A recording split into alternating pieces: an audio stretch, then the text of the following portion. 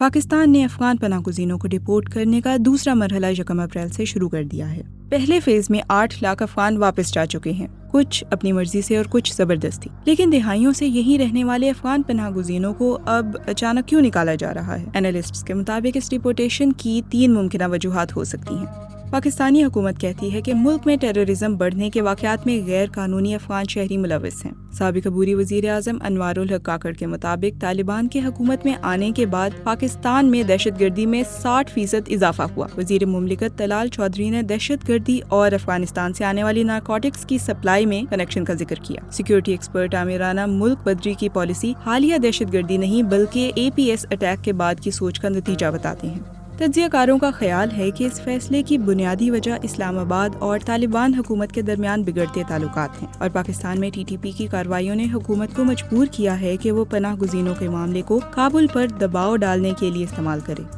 بہت سے افغان لوگوں کا خیال ہے کہ انٹرنیشنل ایڈ میں کمی کی وجہ سے پاکستان پناہ گزینوں کو نکال رہا ہے۔ UNHCR کی امداد میں 2022 اور 2023 میں ڈونرز کی جانب سے واضح کمی ہوئی۔ نتیجے میں 2023 میں پاکستان کو افغان پناہ گزینوں کے لیے دی جانے والی فنڈنگ میں 50% کمی کر دی گئی۔